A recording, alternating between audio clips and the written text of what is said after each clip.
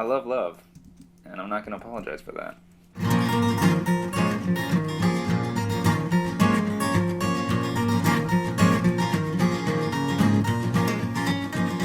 A modern podcast where Chris and Mike talk about TV, movies, superheroes, and everything in between. It's time for Superhero Slate. Hello, everyone, and welcome to Superhero Slate, the show where we run down the latest superhero entertainment news. We love TV, movies, and superheroes, so let's talk it all out. My name is Chris Dillard. And my name is Luke Baker. I didn't think he'd make it that far. Today, we're talking Marvel's Inhumans. Also, Fox and Marvel are playing a little friendly.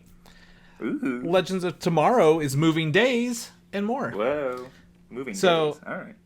All you regular listeners might hear that we don't have Mike on the podcast tonight. He is out in, I think, Italy or somewhere like that. Wow. So, where the rivers are full of pee.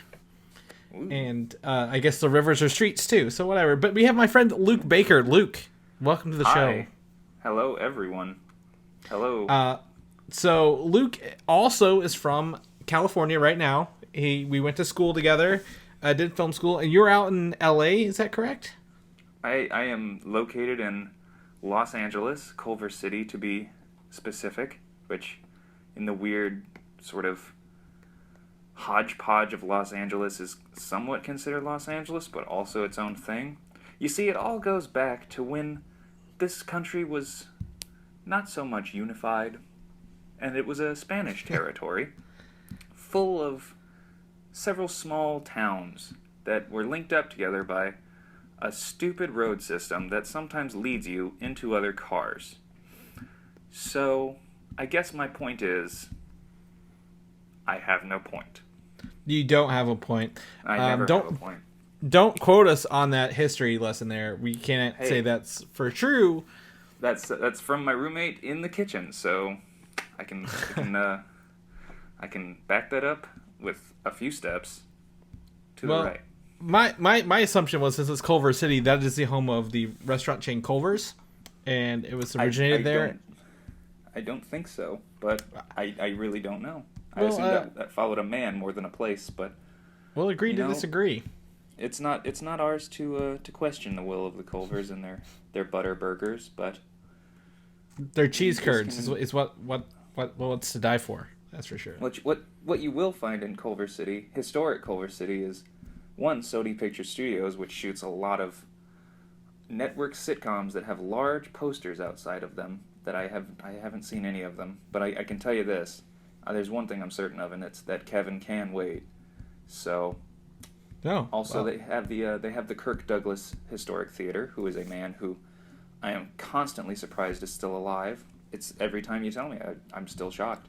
He's quite old and still great. He's the superior Douglas. He's terrific, but it's not mine to judge. There's only one in Ant-Man, and it's not Kirk because he's 104, but he could be. We'd never know.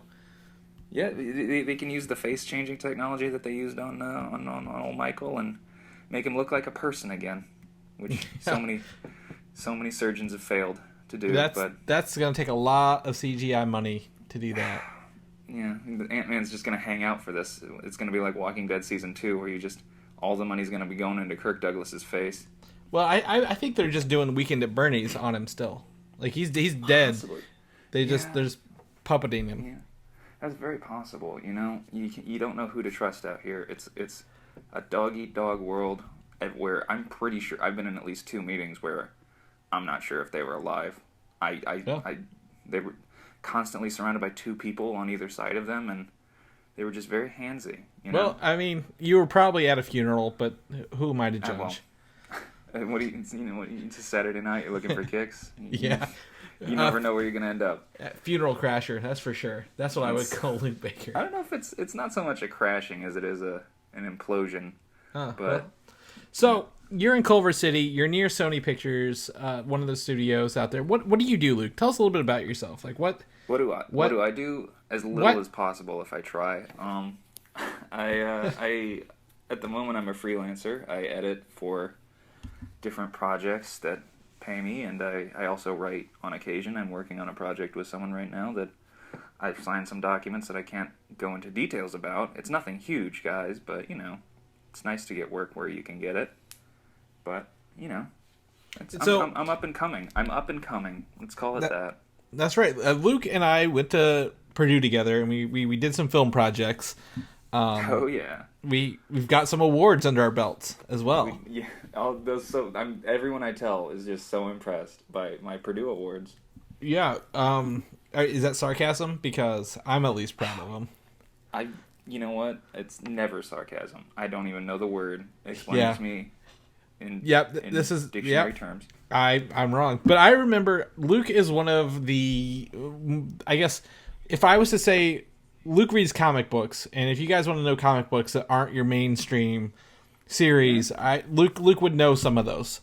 I feel like you're setting me up to fail here. I've said I've read everything and nothing depending on who's asking me. So, there's always somebody who's gonna point you right in the chest and be like, "What do you know?" And I'll be like, "I don't know anything, buddy." Yeah. How did you get in here, first of all? Yeah. No. If you have any questions on, like I said, I think non-mainstream stuff, Luke would be a guy. I know you read. I gave you was it Hellraiser? All those. Hellblazer. All of John Constantine, which is 300 issues, 25-year-long run. He's still going, but he's back in the DC fold. He had a Vertigo run for 1987 to 2012, I believe the exact dates are, and it's a wild ride, gang, if you feel like reading 300 issues of one guy, which I'm sure a lot of people have. This is a comic book podcast, and Batman's almost as old as Kirk Douglas, so,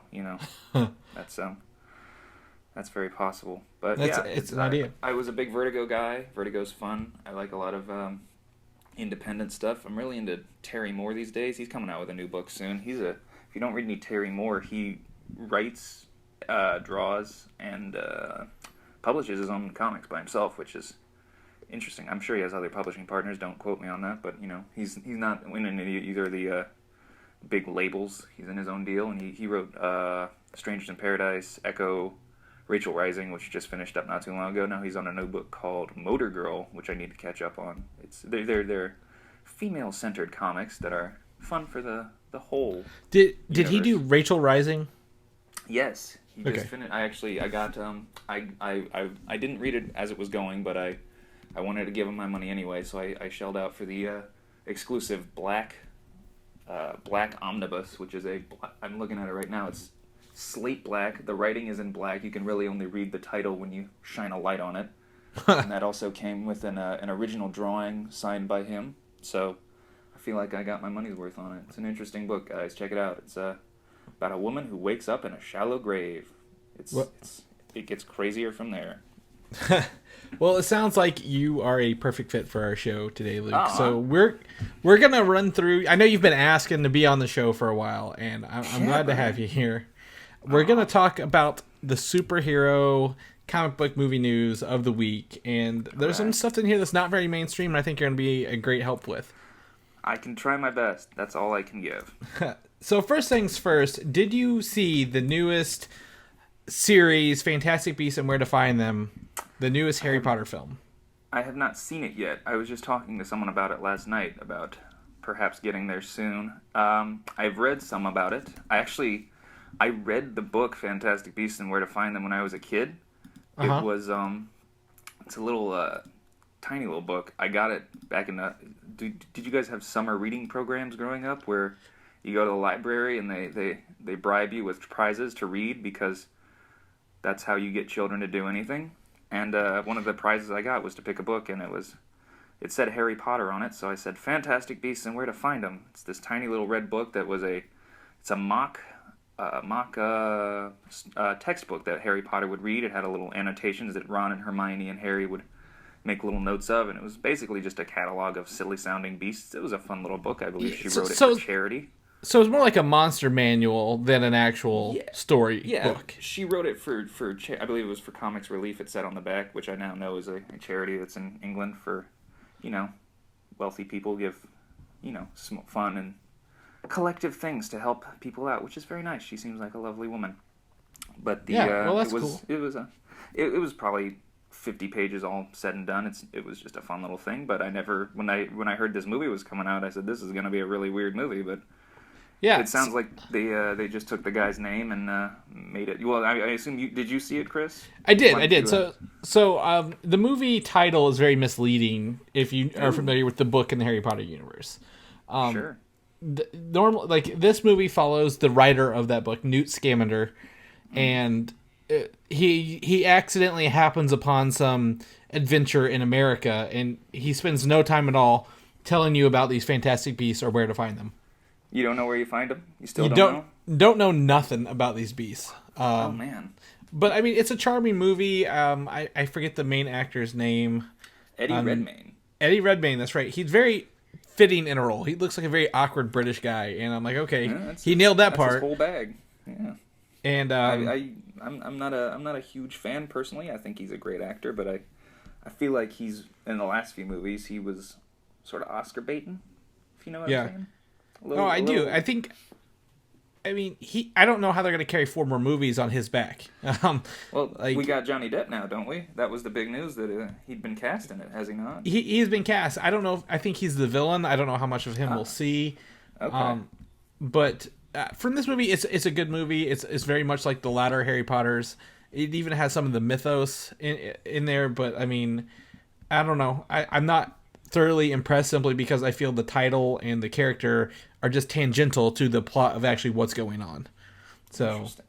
Well, yeah. I'm not a huge fan of the Harry Potter movies. They've always felt more like bullet points, like audiobooks, more than actual... Well, there are some exceptions. There are parts of 3 and 5 that are really good, but 5 is actually one of my favorite books of the series, and I felt like it's one of the longer ones, too, and it was one of the shorter movies, which kind of made it feel very rushed, and, so long story short, I'm not super sold on the whole concept of the movie series to begin with, especially just that it feels like trying to continue this huge cash cow. They already split the last Harry Potter book in half, and it led to some really weird pacing issues with the last movie that just felt like a extended third act. So yeah, Warner Brothers, I think as we've discussed on the show before, like they're focusing on tentpoles only going forward, and of course they're gonna try to, like you said, milk that Harry Potter money for all it's worth, man. I mean, that's the name of the game anymore, buddy. It's the franchise industry. Everybody's coming to the movies because it's big TV now. That's it's true. Franchising and remakes, which brings us to our next point. The live-action Beauty and the Beast trailer debuted this week. Speaking of tentpoles, that's Disney right there for you. They're all about. They're building new stuff, but they're also revisiting old stuff quite frequently. Yes, very much so, especially this live-action trend going forward. Mm-hmm. And my original connection was going to be, Emma Watson was in Harry Potter, and now she plays Belle in Beauty and the Beast. Yeah. But, I mean, after watching this trailer, I mean, I'm not offended by it. I haven't been eating my member berries on the cartoon Beauty and the Beast. Yeah. But this comes out to find out is be the most watched trailer in the history of, I guess, YouTube. So what? Really? Yes. That's interesting. The most views ever in 24 hours. I don't have those numbers on me, but that was one of them, I guess. It didn't break the internet, but had we been on dial-up, it would have been broken, and we would have had to wait. It's a live-action remake of a cartoon, and Kim Kardashian's ass are the two things that just the internet cannot handle. I think it's more Emma Watson, not the cartoon. They just want to see Emma Watson. Okay. That's true.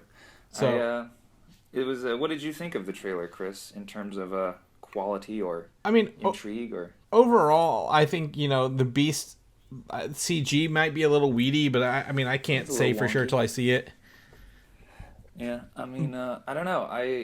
I'm not somebody who's jumped onto these live action things. The only one I think I saw was Jungle Book, and that was because they made a big deal out of you have to see it in 3D, and I'm a little bit of a sucker if it sounds fun, so I went and did that. Which Jungle Book, did you see Jungle Book? I did see the Jungle Book. What did you think of Jungle Book, Christopher?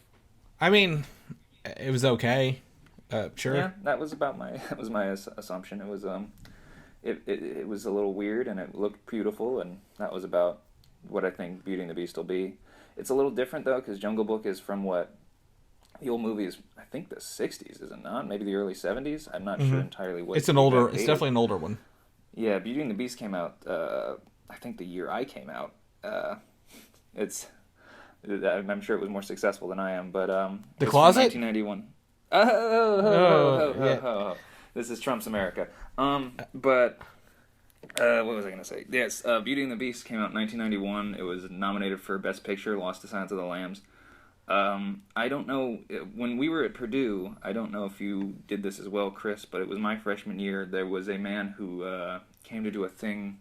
He was showing a movie called Waking Sleeping Beauty. He was a Purdue alum who, I believe he was a production coordinator, someone on the more business side of Disney during the Renaissance, the Disney Renaissance they call it. And he made a documentary about basically the Renaissance as a whole. And Beauty and the Beast was a big part of that documentary because it was really one of their first big hits. It was right after Little Mermaid, when everybody was sort of paying attention now, after they hadn't for quite a while. And it really, after I went there with my roommate, and they showed the unfinished ending of Beauty and the Beast, like, because they had said they went to, I think it was Cannes or something like that, with the movie incomplete, but they were just really proud of it. So they took it unfinished and brought it, and the ending was literally just cells still, just uncolored, unpainted cells of the Beast transforming into a prince. And like, it was a small room in Purdue, and we were watching this, and like everybody's jaw just dropped open, because like all of us, at least me and my roommate, hadn't really considered Beauty and the Beast anything since we were kids. And we immediately were like, we got to go rewatch this movie. And we rewatched it, and honestly, that movie, I don't know if you've seen it recently, but it holds up. It's one of Disney's stronger movies. I think probably in the top 3 of that Renaissance, at least. And I don't know, it just feels weird to see them remaking it, because I think it's so tied to the animation, and it feels a little watered down, what you're seeing here. And no offense to Emma Watson, but now that she's not a kid, it just feels like she's overacting. That seems mean, but no, I mean, have you ever noticed that like everything she says sounds like she's out of breath? It's a little. She's got a style, but I mean, it looks to be shot for shot, so I don't know how that's going to work out exactly. And you're not going to live up to Gaston, buddy. I don't care if you get like an actual cartoon man. He's not going to be as good. Yeah, well, I mean, they could probably get some of those Disney actors. They look pretty much like them. Yeah. Disney actors. Oh, not yeah, the actors, but like Disney parks people, yeah. Oh, yeah. Haven't been to them, but I hear they're fun. Yeah, so, yeah, we'll check it out. I've talked to Mike. I think he's going to have to watch it. My wife is going to take me, so, I mean, we'll definitely be checking that out. The old ball and chain. Oh, yeah, exactly. Now, this year, did you see Deadpool? I did see Deadpool. What do you think of Deadpool? Thumbs up, thumbs down. Okay. I give it a severed thumb up that will grow back, tiny first, and then eventually regular size. Little hands. It was a fun movie. It was a good time. It was refreshing. I guess everybody's been saying it's refreshing because it's funny. It's like, yeah, I agree. It's fun. I feel like I'm not sure about this sequel. I don't know enough about. I know Deadpool basically from memes because he's very popular as a comedic character. I don't think I've ever read any Deadpool comics specifically, but I don't know what his whole bag is in terms of a long-term story, so I don't know where they're going to go with this next one. Right, so the sequel's up. The original director, I can't even think of his name right now, has left. And the Tim Miller, there we go. And the soundtrack guy, Junkie XL, has left. However, they have confirmed that David Leitch, who directed John Wick, has signed on to be the director of Deadpool 2. Well, that'll be fun. Yeah, I think I talked about it. He did like a lot of choreography stuff for a bunch of like bigger, I guess, not blockbusters, maybe tentpole movies. Sure. Because he's done stunt work for like Fight Club, Blade. He did stunt work for Basketball, if you will. Oh, wow. So he knows his shit. Yeah. Van Helsing, Triple X, State of the Union, Constantine, Serenity, Firefly. He's got a bunch of work in this, I guess genres as stunt coordinators, and even second unit directing. He did some Jurassic World and Captain America: Civil War second unit directing. Oh wow! So he's not a. I guess he's not a new director, and I like John Wick. I don't know if you saw John Wick yet. I'd seen John Wick after the hype had died down, where I felt like it might have gotten overhyped. I thought it was all right. I wasn't blown away. It's a good Keanu movie for what it is. So so if you like John Wick, be rest assured Deadpool 2 is in good hands. And they've started a search for the director for Deadpool 3 already, so they don't have this falling out thing again. Do you think they're going to shoot them pretty much at the same time? That means sort of a Lord of the Rings kind of deal. I don't think Pirates so. of the Caribbean. I think they're going to go ahead and start production as soon as this one's done. They might do it back to back. I don't really know, but Fox doesn't have a good X-Men mutant track record to me right now. Yeah, so I missed Apocalypse, but I hear it's not the saving grace they were hoping it would be. No, Deadpool is. Logan might be another good notch in the belt, but I don't think the main X-Men franchise is going to live beyond 2020 in Fox's hands. They've got about 8-9 movies under their belt. I think. I mean, it would be a miracle if they were still doing great. It's difficult to keep these things going. Yeah, I think there's 9. 10 there's maybe. 9? No, wow. Well, there's 9, and then with Logan will be 10. So it's okay. It'll be 3 trilogies in Deadpool. So by next March. It's different from Marvel in that you can see Doctor Strange. You're like, oh, they still got some stuff going on. It's a lot different from Civil War. I can see this still going, but any X-Men movie is pretty much the same. Dark same Phoenix. Ooh. Statement. Well, it's the same tone and point is saying hey, be nice to people over and over again, even if they got crazy powers. It's all sort of the same wheelhouse. It is. Unless they go to space, there's really nothing else they can do, which they can go to space. There was a space trial in Dark Phoenix, which I read a long time ago. There was a space trial in that, right? Sure, space. Why not? She was on trial in space. They can do it. They could even do what they're doing recently by bringing the young X-Men to the future. Oh boy, let's be careful there. Well, they're not very careful at all. So, which brings me to my next point. Out of Deadpool 1 has ties to Guardians of the Galaxy Volume 2, and I don't know if you read this week, but the character Ego, the Living Planet, was not in Marvel's wheelhouse after James Gunn had already written the script involving this character. Yeah, I saw that actually. That's interesting. Do you think that they're bosom buddies now? They're cozying up? I do, because at the same point, Fox changed the character Negasonic Teenage Warhead so much from her comic book portion, they had to get approval from Marvel to use her. And so they did this swap where Marvel got Ego. They're like, we don't need a talking planet. That's silly. And Fox was like, okay, we'll use this new version. So I think it's good. Honestly, I think they're working towards each other. Being something, they're working on the Legion TV show together. Yeah. What do you think of that, Chris? What do you think is going to come out of Legion? I don't know. You don't know? I just know the actor Fargo? is. Have you seen Fargo? No, it's not the TV show. Same guy who made who's doing the Fargo show is doing. Well, and the actor who plays Legion is in Beauty and the Beast as the Beast. He is the Beast. Have you seen The Guest that he's in? No. It's sort of a thriller, sort of a modern thriller in the vein of like a Halloween, sort of a slasher, but a little. It's interesting. I won't tell too much, but it's got a great soundtrack if you're into that whole synth wave that everybody loves these days, which I kind of do. I know you do. I do. I like the synth. You do. So hopefully, something good comes out of this. But also at the same time, Guardians of the Galaxy Volume 2 are doing their scheduled reshoots. Ooh. Nothing's really new about that. Every movie has reshoots. So yeah, that's the deal with big movies is sometimes you realize you don't have enough tracks for your train, if that metaphor holds up. Or you get the wrong tracks for your train. Yeah, you got to swap out some tracks. There's a 2:15 train coming, buddy. You got to get them tracks swapped. That's right. You got to swap them tracks. Yeah, and it's 2:15 where Luke is apparently because it's 5:15 here.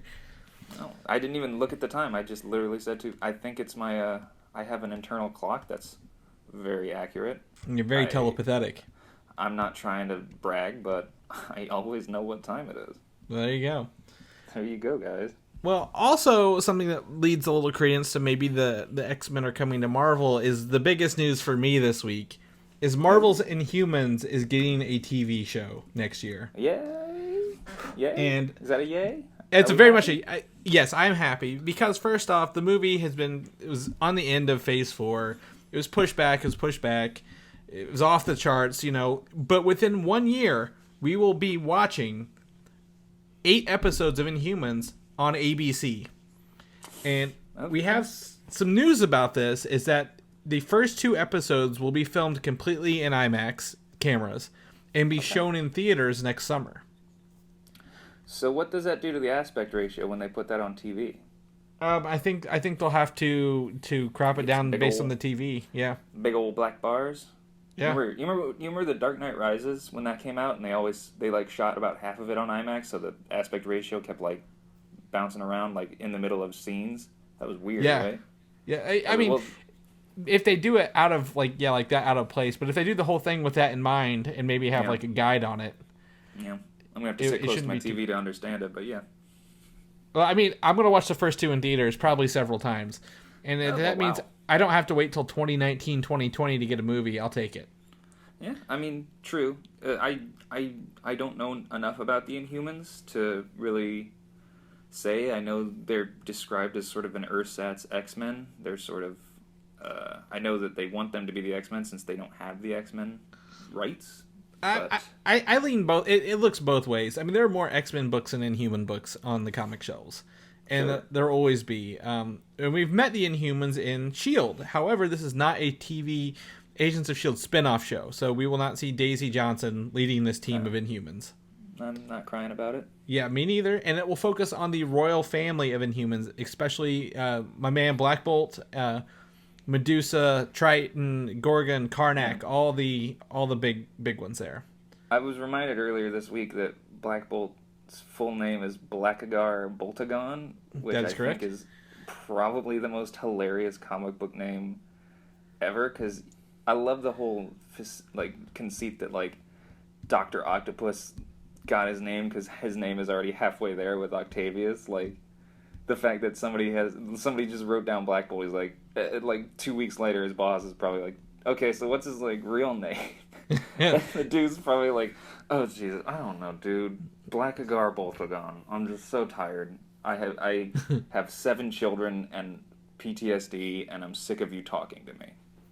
Yeah, I mean it's not very original, but it is what it is. My recommendation for anyone who wants to learn more about the Inhumans, there is a late 90s run written by Paul Jenkins and drawn by Jay Lee. And it's a mini-series. I think there's 12 issues. And they went on to actually do The Sentry, my other favorite hero. Oh, superhero. Sentry? Yeah, The Sentry. Sentry. And so you can pick that up in trades. It's good. They also did it in a motion comic format if you want to watch it instead of...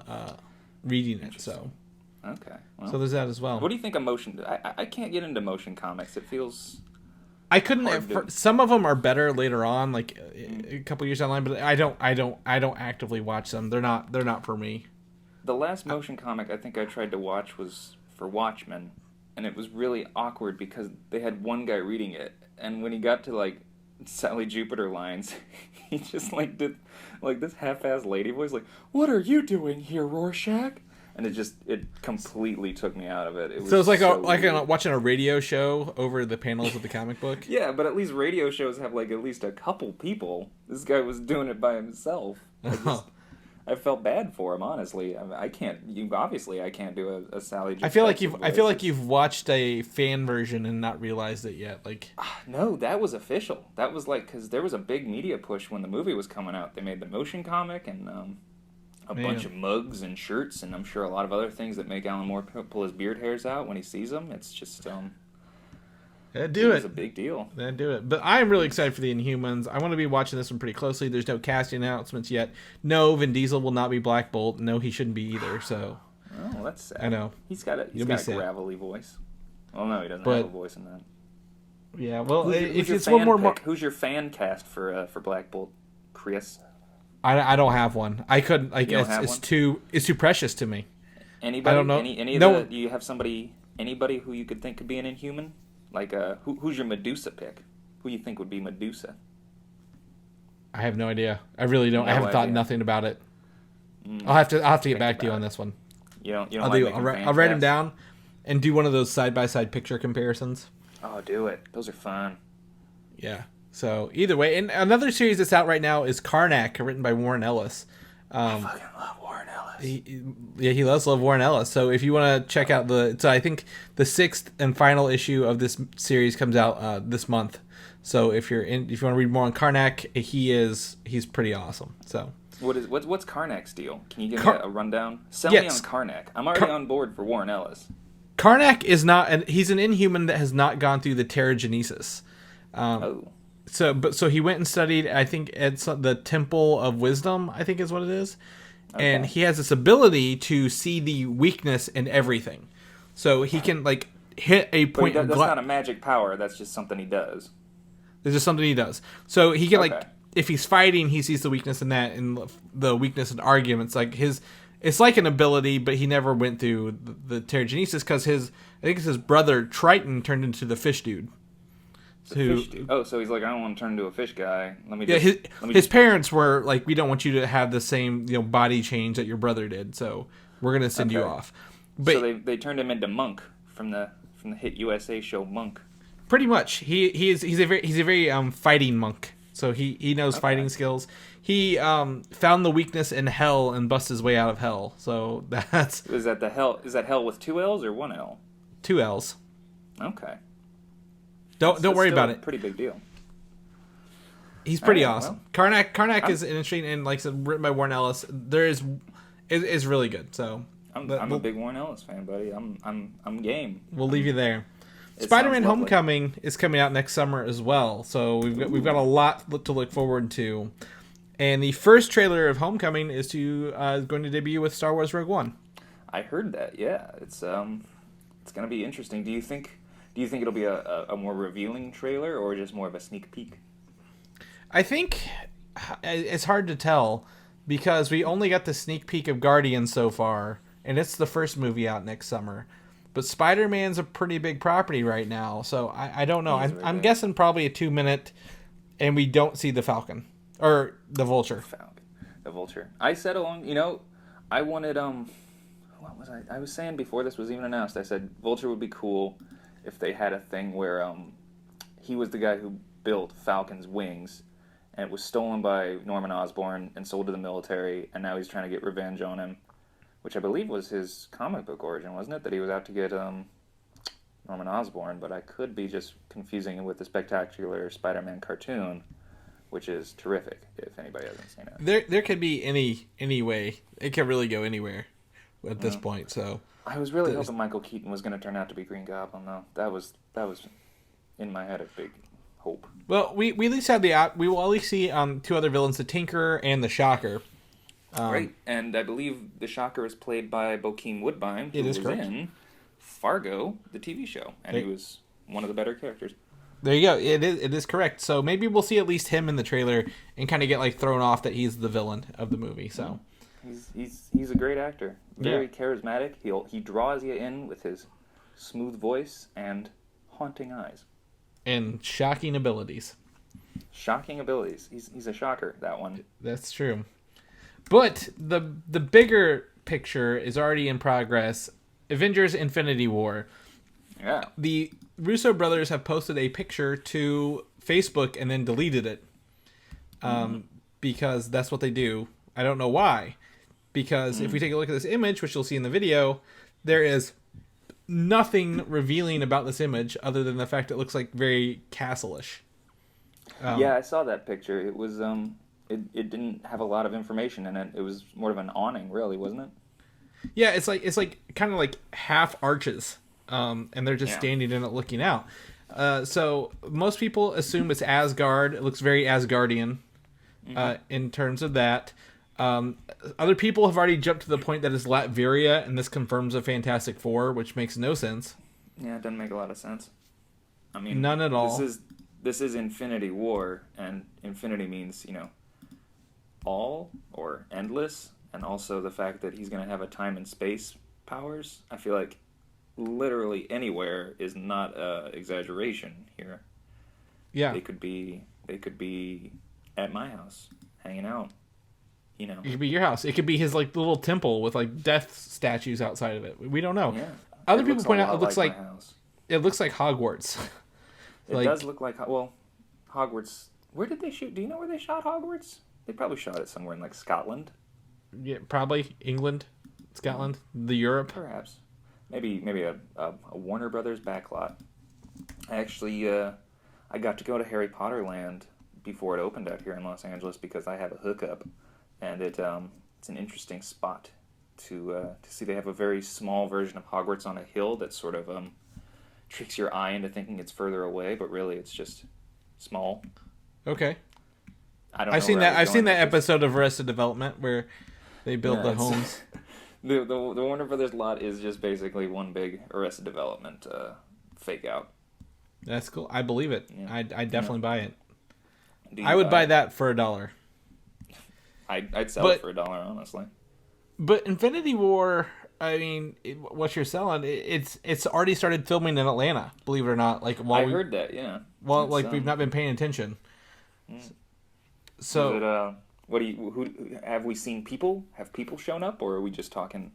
So, there are some crew, but there are no shots yet. This was from I think a Twitter account called Atlanta Filming, which is reports on when people come to the studios down there.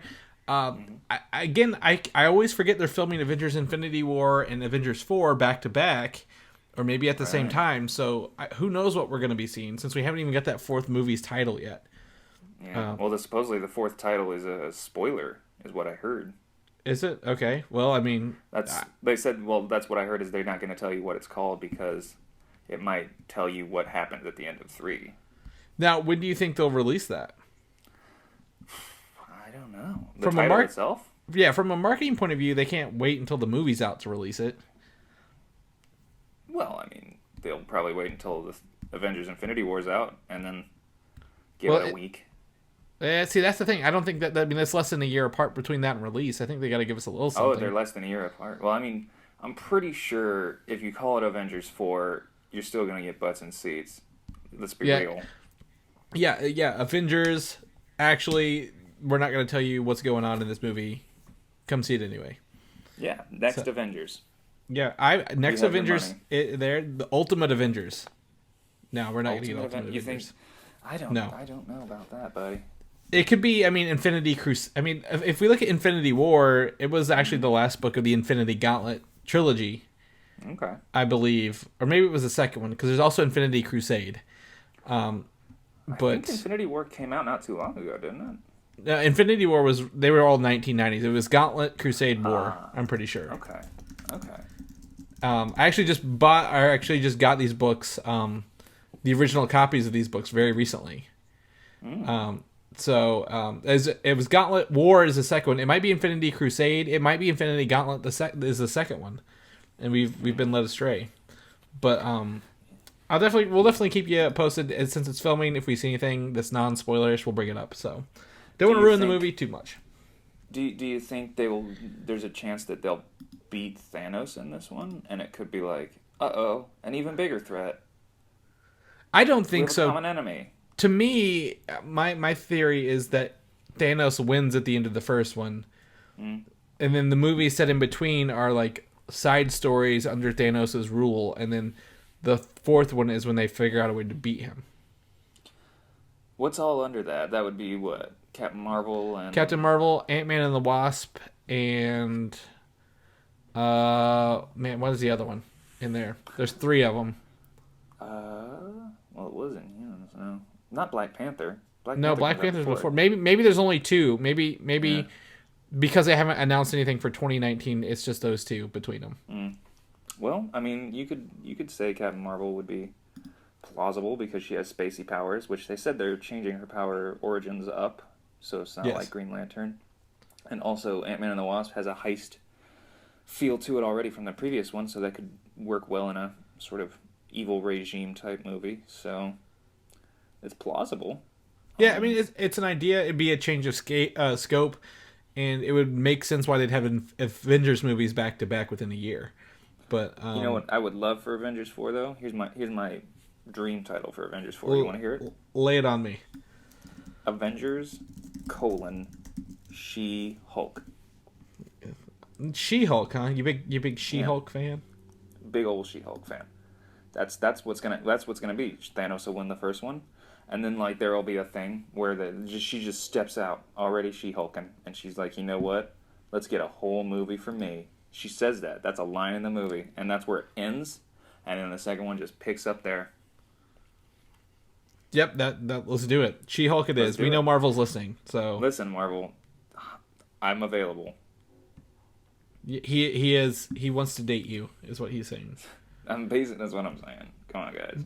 But you can't deny this tension. We can't. But we can possibly deny or accept this rumor. On the other side, DC's Justice League, the rumor is a Green Lantern Corps member will show up in Justice League at the end. Really? Which Green Lantern Corps member? We're presumed Hal Jordan, but we are to assume that this Green Lantern Corps film will focus on more than one Green Lantern for the sector that we're in. It's called the Corps. You know, it would be a big fuck you to Marvel. Who would be a big pick that would just burn their britches? Who's that? Mogo. Man, that'd be like, you guys got a talking planet, we got a talking planet, and this one has a ring. Who are they gonna cast as Mogo? Probably Alan Moore. I would go with Alan Moore. I think Alan Moore. So you think Alan Moore as Mogo will be more of a fuck you than Kurt Russell as Ego? Mm-hmm. Oh no, they should get Keith David. I'm changing my answer to Keith David so we can go back to the Thing. Yeah. Actually, that's a great casting. I would watch the hell out of that movie. See, there you go. DC, we know you're also listening. So. I love Keith David, though. I would watch that dude read the phone book. Yeah. I mean, I remember him from Halo being the Arbiter in those Halo games. I remember him from Gargoyles when he was a gargoyle. Oh, I remember. Was he not Spawn as well? I believe he was the animated Spawn. He could have been. I know, was it Michael J. White was...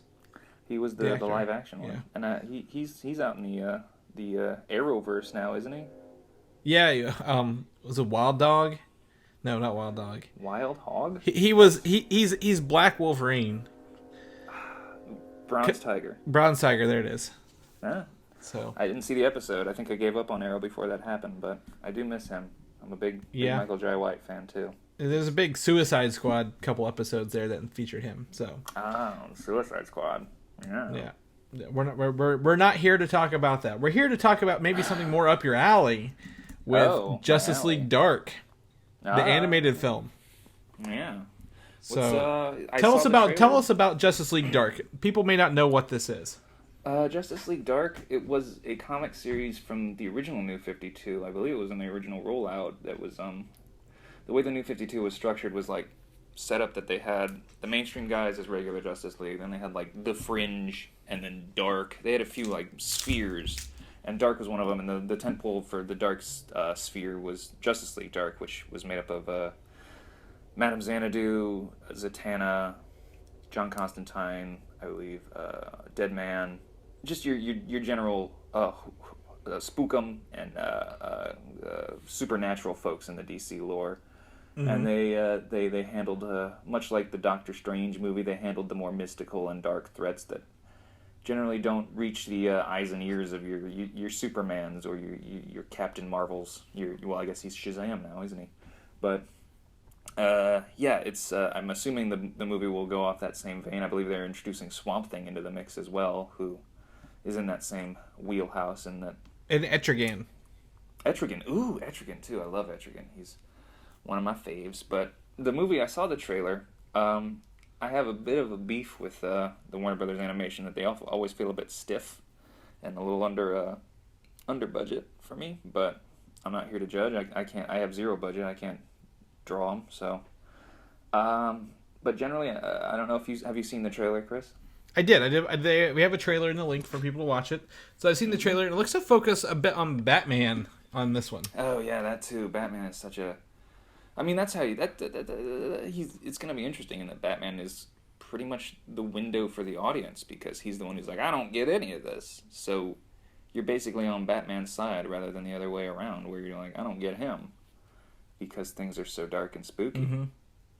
But dude, it seems like John Constantine from the trailer is also going to be more of the leader of the team, which has been a sort of growing thing with DC for the last few years since his Vertigo book got canceled, to make him more of an integral part of the DC universe, which, if you've read the Hellblazer book, feels a little weird because he was always something of a loner and someone rather selfish.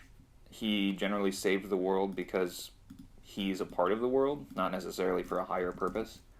And usually the best stories from them were when the threat was more personal to him. Somebody wanted to drag his ass to hell, or someone was out to punch his family in the heart, or whatever. That was always the more interesting stuff. So to see him sort of step up and be the hero feels a little weird.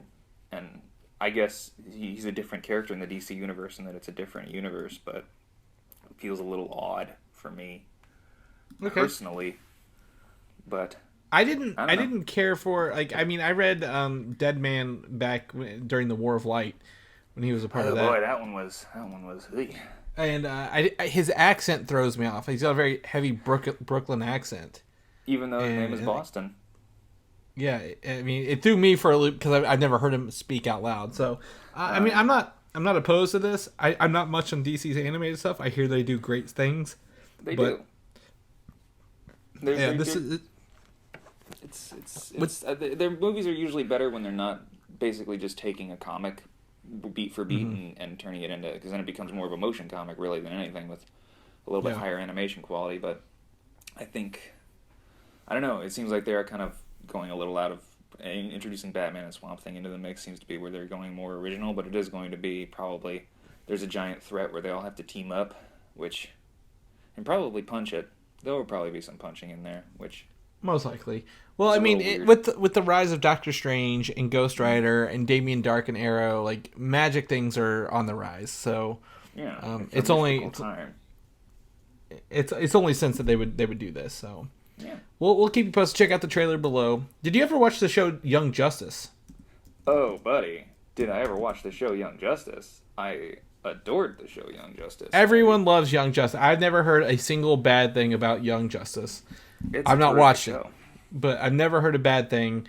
I think it ended in 2013. It just got picked up for season 3 by Netflix. So how does that make you feel? They would come. It's lovely. It feels so weird because it did feel, there's sort of, Greg Weisman is the co-creator of the show with Brandon Vietti, and Greg Weisman also created the show I talked about earlier in the podcast called Spectacular Spider-Man, which both of those shows only ran 2 seasons, so there became something of a not very nice joke that Greg Weisman can only last 2 seasons, which isn't true because he did Gargoyles for quite some time as well, and he's a terrific creator, and I don't want to perpetuate that mean joke.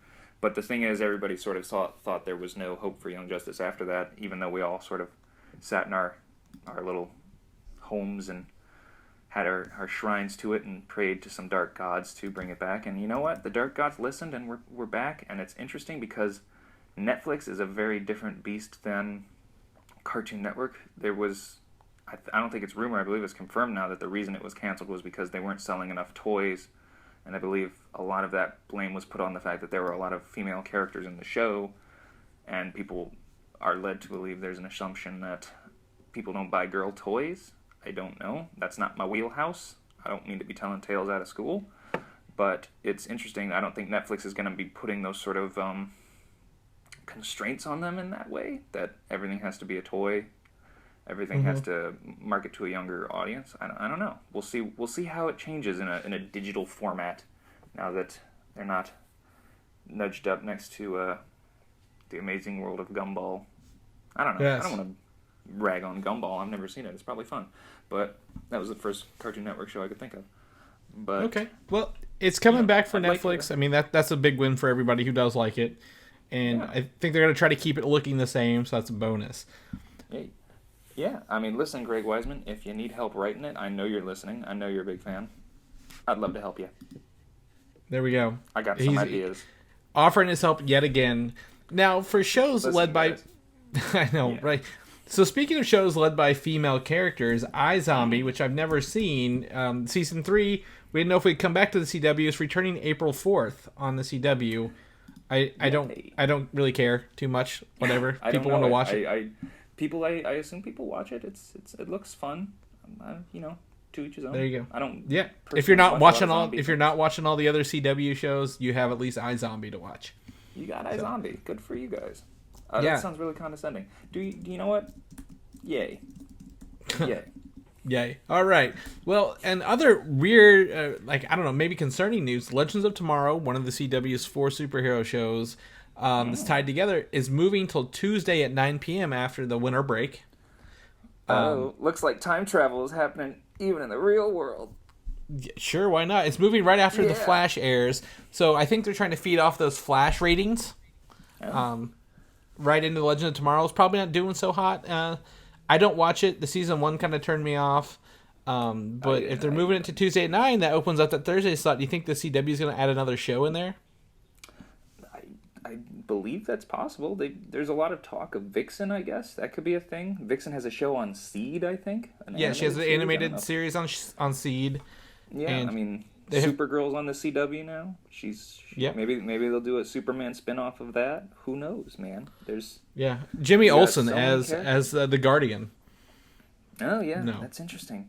The Guardian's taken on so many things. He's been a lot of people, and now it's Jimmy Olsen's turn to have a superpower.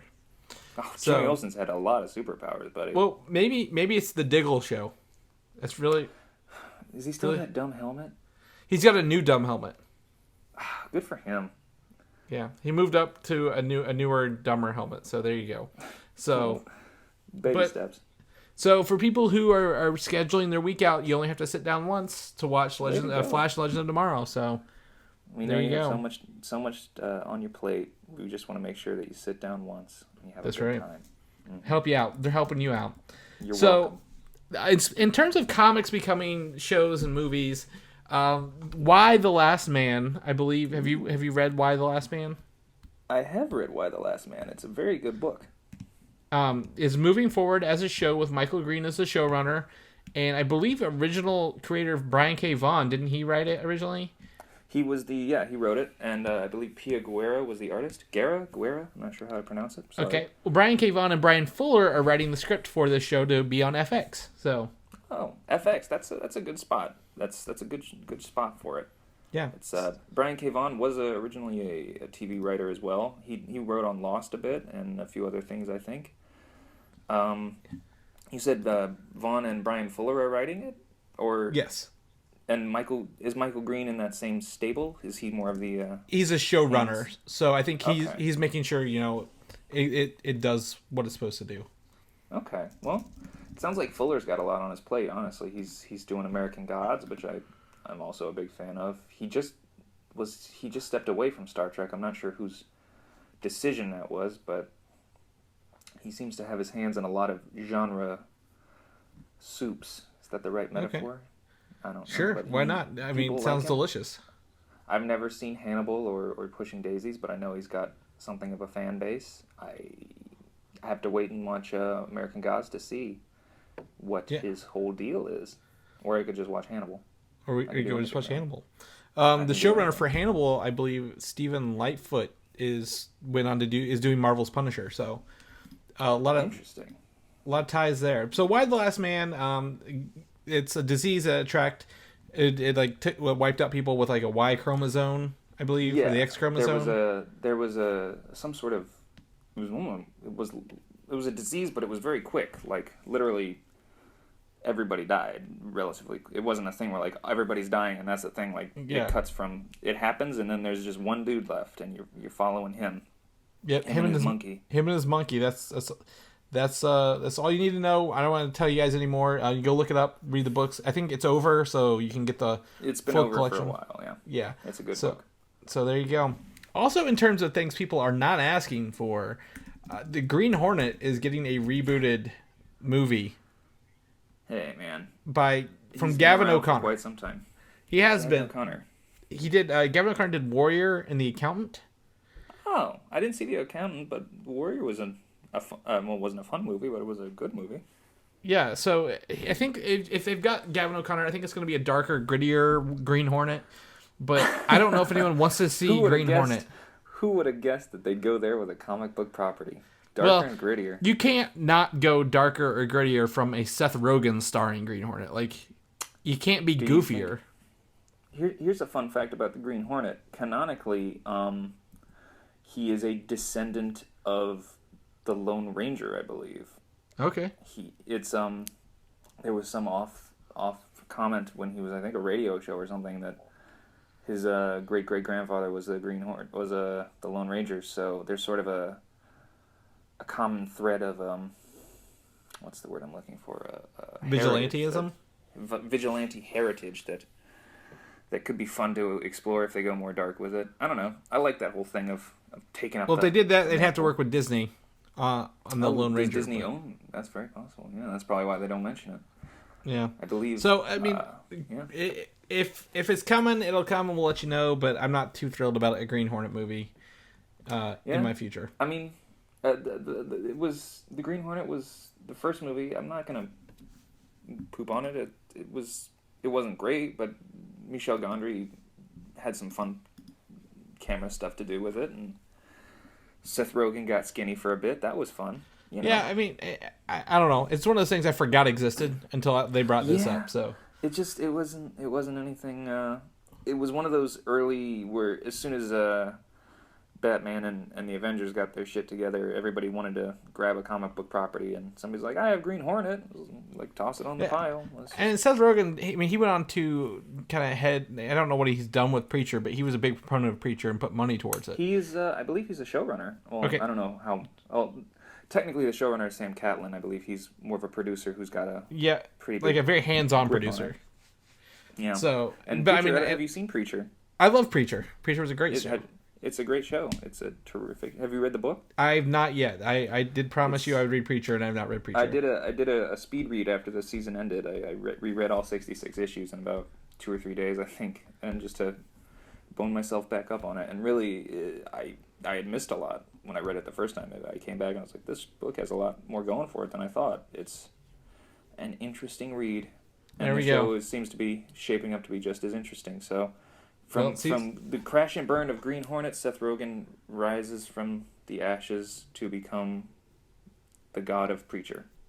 Sure, why not? Let's go with it. You're welcome. Another property that may never come to fruition is the Crow reboot. And it has moved to another studio and gotten a new name called The Crow Reborn. The original cast and crew, including Jason Momoa, may still be attached. We don't know too much about this, but I'm less thrilled. Yeah, I mean, I've only seen the first Crow. I know there's 6 direct-to-DVD sequels. One of them has the Terminator kid, I think. Yeah. City of Angels. Yeah, I don't know. The Crow, I've never read the I believe James O'Barr or Mike Barr wrote the book. I've never read any of the books. I know it's sort of more of an underground fandom, not more overt as other comic book love is, but I feel like most of the Crow appeal comes from the sort of tragedy, not to be grim and glib about it, but I feel most people talk about the Crow usually follow up with Brandon Lee, which was sort of the whole reason it was, memorable. Sadly enough. Yeah, I mean, the parallels between his death on set and the storyline, kind of hard to ignore sometimes. But he died the day I was born. Fun fact: I could be the reincarnation of him. That's all I'm gonna say. You got a lot to live up to, buddy. I've wasted it. I've squandered it already. I promise. Well, you need to call these Crow Reborn people and tell them. Maybe they'll get you. Tell them. Listen, if you want a pasty, somewhat chubby white dude to play your Crow, I'm your man. All right. There you go. This is getting me so much work, Chris. Man, you are really talking yourself up here. I know. The last 2 things we got to talk about today are 2 trailers. First is Kong Skull Island, the new trailer, which kind of impressed me with the size of King Kong. I didn't think they'd actually make him that big. He's kind of weird looking, though, right? Yeah, he's supposed to be surreal. I think he's supposed to look like a big monster creature that doesn't. It weirds me out that he's bipedal. You know, like he's walking on his legs. I don't know. I mean, I was a little too obsessed with the Peter Jackson King Kong from '05. So that's sort of the one I think of when I see him. I feel like the old King Kongs probably had it more bipedal anyway, but yeah, I think that's what we talked about last week. This one they're going back to the original style where he's not really a gorilla. He's like some sort of, I guess, offspring of that and has adapted to be that this way. Do we know if there's a mocap guy like Andy Serkis in there? Or I couldn't tell you. The only thing I can remember is Samuel L. Jackson doing his lean on his gun while he points it at you. He's leaning on his gun elbow while he's pointing his gun at, I think, John Goodman. Maybe. That's the thing. I wasn't that thrilled about it, but the new trailer looked pretty fun, and also the cast is stacked. Yeah, we've got Loki and Captain Marvel and John Nick Goodman. Fury. Let's talk John Goodman. John Goodman? Yeah. Is terrific in everything. Even if the movie sucks, you're going to enjoy the scenes with John Goodman in them. Yeah, exactly. So, it's got a lot of things going for it. The little alien creatures look a little weird. Reminds me too much of the Godzilla remake they did. They got like little lizard dudes in there, don't they? Yeah. He's going to be the good guy punching them. And oh my gosh, what's his name? The crazy dude in the trailer. John C. Reilly. I was so John C. Reilly. I saw him. That was terrific. That was a fun little surprise. As a crazy guy who lives on the island with the natives. So that reminds me. You know what vibe I was getting off that trailer really hard was Apocalypse Now, the movie. Okay.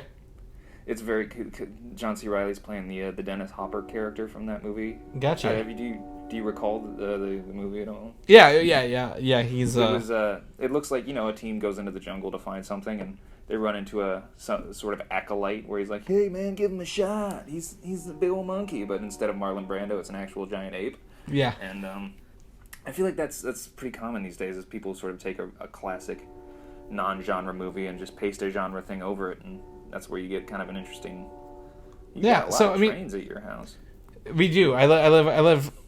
I don't know, a quarter mile from a train track, and they like to let us know when they're driving by. Well, in case tell them I said hi. I'll let them know. But so Comic Skull Island trailer, check it out. Let us know. Lastly, the teaser trailer for the Full Metal Alchemist movie. I know Mike's a big fan of Full Metal Alchemist. You said you've seen Full Metal Alchemist. I've never seen it. I had seen a few episodes as a kid. I don't know why I had jumped ship, but I never finished the show. I know they went back and remade it more accurate to the books, but I'd only seen the first version of it. But I saw the teaser. It looks like the show. What I find interesting is I believe they do have a Japanese guy playing the Elric brother, who's not a giant suit. I actually think that this film is a Japanese-produced film. It is. And then it will be dubbed over for us. But that was my I feel it's sort of like the anti-Ghost in the Shell, in that Ghost in the Shell is an American production that is using a white woman over someone who is traditionally Japanese in the original movie, but this is a Japanese production of a Japanese work where I believe the Elric brothers, their names are Elric, which is more Germanic, and I think they're supposed to be white in the cartoon. Obviously, it's a cartoon. Very, very, very white, blonde, and yellow eyes. Yeah, but they've cast a Japanese guy, which, that's not whitewashing, but it's an interesting question of like how important is race in casting in that degree. I guess I'm not trying to stir shit by any means. I'm a white guy. I don't have any, I don't have a horse in this race. I'm not the one to ask for this. The world of this is based on the European Industrial Revolution, anyway. Right. Hence the style of the suits Middle and Eastern how people as the bad guys, correct? I believe so. Enemy. I don't know if I didn't finish the show. I think they turn out to be a bit more sympathetic, but the antagonist of the series is Middle Eastern origin. Yeah. Well, what I thought was interesting is the original anime, I guess, or manga, was published by Enix and Square Enix, which I only thought did video games. So, but they're working. Sony does it as well. Sony was a TV company until they had Spider-Man. Think about that. Yeah. So, they're definitely working on this trailer. It looks interesting. I want to see more on this actually. So, I don't know if I'll watch the TV show for it, but the movie's coming, and you can check the teaser link below. So in our show notes. It should be fun. There seems to be sort of a growing interest in Japanese movies with this, and think Rurouni Kenshin got some movies not too long ago, and Shin Godzilla, their version, it's their version that should be the real version. We made a Godzilla recently, but now they're saying, hey, we can do a Godzilla 2. We started it, and so... Yeah. Is that movie out yet? Has Shin Godzilla been released, do you know? I have not heard. I don't think so, but I could be very wrong simply because I don't know when the release... Actually, it released October 11th. Okay. There you go. So, called Godzilla Resurgence in America. Oh, not Shin Godzilla. Yeah. Okay. Looking positive on the reviews. So there you go. All right. Well, good for them. So, that's our show for this week. Luke, thank you for tagging along. Buddy. Thanks for having me. It's been an absolute pleasure. Yes. So, if people want to follow you, get at you, learn more about some of your favorite comics, or maybe get you to do some writing and reading, where can they do that at? I have a Twitter now. I just got a Twitter in the heat of the moment, post-election. The fires were still hot, and a weeping friend said, Luke, you need a Twitter now. So I have a Twitter. You can find me at Luker Baker. That's LUKERBAKER. It's a lot of political stuff right now because that's all what Twitter is at the moment. But you know what? Give us a few weeks and maybe I'll start talking about movies and comics again, guys. Well, there we go. So I will put that in the show notes. Find him at Luker Baker. As always, you can find me on Twitter at Valdan, VALDAN, or listen to my other podcast, Filmside Chats, where we talk about movies, and Comic UI, where I occasionally write stuff about all this stuff. That comes out. Lovely organizations you got going for yourself. Thank you. And then, this is normally Mike's part, but I'm going to pull it off. As always, please visit superheroslate.com. That's the best place to find all the places you can listen to our show. You can find us on iTunes, YouTube, Google Play Music, SoundCloud, Stitcher, Tumblr. You can subscribe to us via email. That's where you're going to get the biggest notification on this show first. You can also head over and like us on Facebook, where we'll post stuff that's not show related sometimes, or follow us on Twitter itself, at Superhero Slate. Just if you want to be a super fan, just share the show with a friend. That's the gift. Super fan. The gift keeps on giving. You're looking for a gift to give someone, this holiday season, give them Superhero Slate. It's free, and we'll welcome them with arms wide open. So it's the thought that counts. It is the thought that counts. So, it's been a great time talking to you, Luke. Appreciate everything you did here, and it's been so fun. If Mike doesn't come back, I'll keep you on speed dial. So, well, if I don't untie him and leave him in, I don't have a basement. This is LA, and I'm broke. But just pretend I do for this joke. I just imagine he's in one of those Taken situations in Italy, and they're gonna call me, and I'm like, I'm sorry, I don't have a specific skill set. He has a very specific set of skills. That was terrible. Yeah. I'm sorry.